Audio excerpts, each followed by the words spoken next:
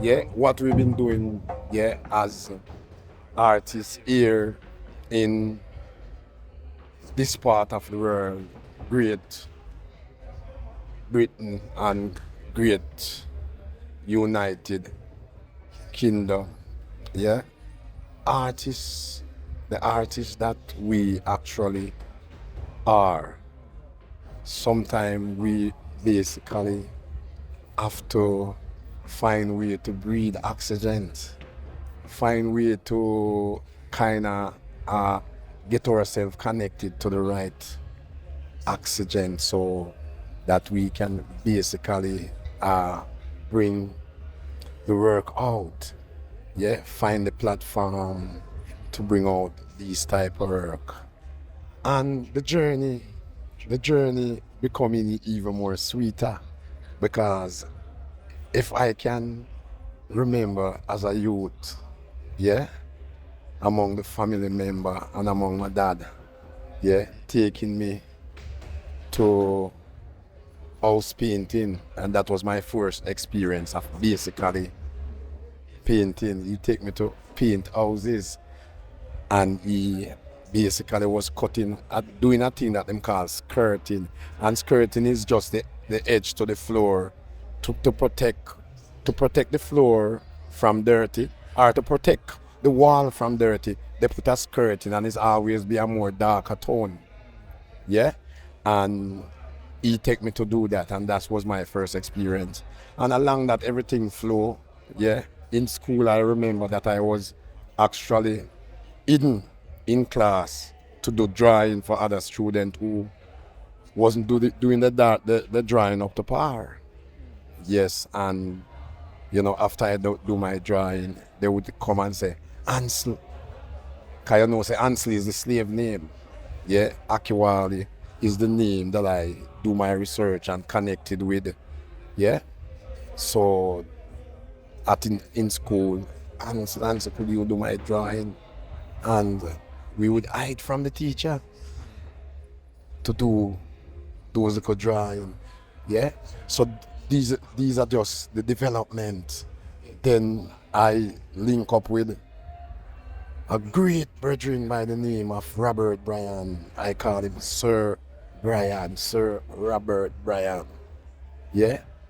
At that time, I was in horse racing, and he used to come to the racetrack with his painting to sell to the punters. Because if a punters win a money a race course, he might be can blindly buy a piece of artwork. Yeah. And we don't think about it on a great level because I win a little piece of money from the horse racing. So this virgin used to come with his work, and I meet him, and I just love his work. And him said to me, tell me where he paint, and said, come up and make some stretcher for me. So I didn't go up to paint, I go up to make the stretcher for him to paint.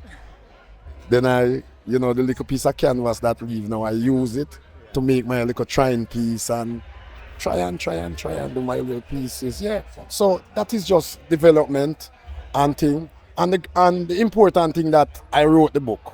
Yeah, I wrote Akiwali Journey, yeah, a Jamaican reality. And a lot of little fine point and a lot of this journey with family, artists involved in swimming because I'm a swim coach, basketball coach. I'm a competitive swimmer. I'm a competitive basketball coach. Yeah. I do lecturing of our culture in school. I go to school, talk to youths and that. And all of these things just become natural. Yeah, so natural. So the art flow, yeah. And this platform that we're able to embrace is great. It's great because I was approached by Arlene Mackenzie, yeah, from the indigenous, she's part of the indigenous Rasta. And she linked me up with Laureen and Tuz, yeah. And differently, it's good the way that they tie the scene with a huge reggae concert. So this is a platform that I can't recall ever see a fat platform like this because I'm a trader. Yeah, I'm a cultural trader. That's my business. I own the Akiwali art and culture and craft, yeah. And I trade right across the United. More time I remind them that is the United Kingston because some have been killed and some die natural, yeah. So there's a lot of things still, but you know I trade right across, yeah. And I always like to meet the people and in the marketplace because I like to interact, yeah. Other thing, if you ask me, Christian, you can ask me. If you ask me something. Of course. So I was taking it in because that with your journey, just you sharing it, I can just hear that importance and why that's so empowering when it comes into the further generations to come, because they need to be kind of exposed to where they're able to achieve Yeah. the path that they're able to take. But it's just being able to see it, being able to hear it, being able to see you, being able to hear you, and then also being able to, okay, I can do that.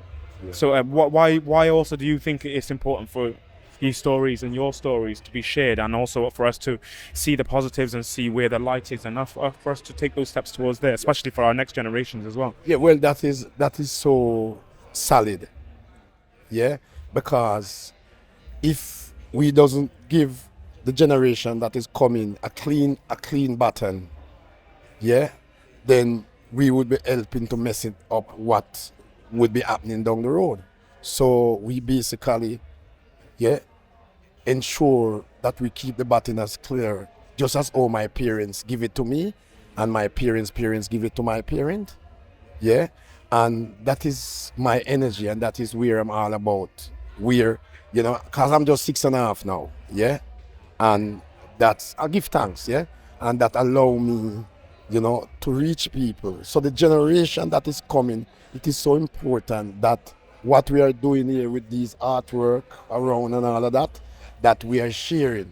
Yeah, I know that we heard about that there was be possibly a workshop, but you know, I know that will come in the planning, you know, at another time. But we are open to do workshop. You know, I'm local, so you know, whenever you wanted to do workshop and you wanted to engage with the youths, then you can always call upon Akiwali, because that is my energy. Yeah, I've just returned from Africa. I just returned from Cape Town, Johannesburg, and Namibia.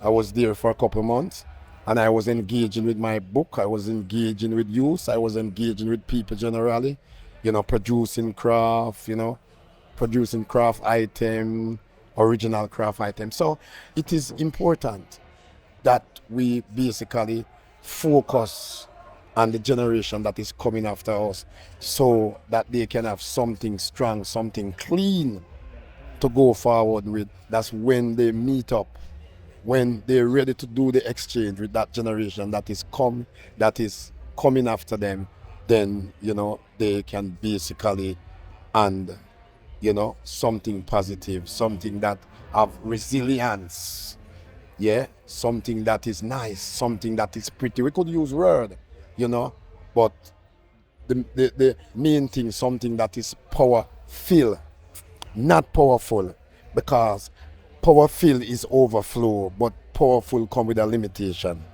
Yeah, it just come to a point and it stop. But powerful overflow. So we wanted to give them in that levels, powerful.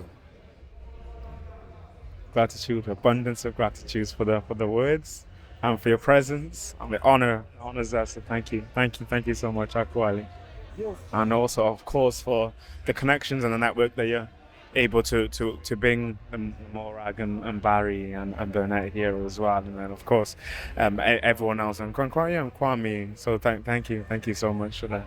Too many more, right? Yes, too many we're men. going to be pulling much more. We're going to be pulling much more. As I said, just call on me, and I will make the connection where I can make the connection to ensure that we keep this going. It's so sad still for the energy that we put up in this building that is going to be taken down in the next couple of hours, you know. But as we said, at least we record it, so we can actually share it with the wider public, and share it with the massive, share it with the populace, and share it with who wanted to be a part of it. Yeah, thanks so much, and thanks so much to the crew, thanks so much for the security, thanks so much for the people who livicate, I doesn't say dedicate, who livicate their time, you know, for this to become reality, for this to become something that people would go back and remember in the next 10, 20, 30, 50 years. So I remember that concert with the art gallery and with the concert with Maxi Priest, Luciana and all of that. And it was really something, you know, and that is something that cannot be erased, my brethren. And we give thanks to that because it have been written, it have been right, and it have been recorded. Love the item.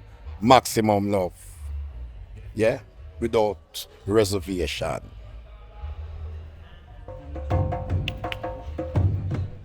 Yes.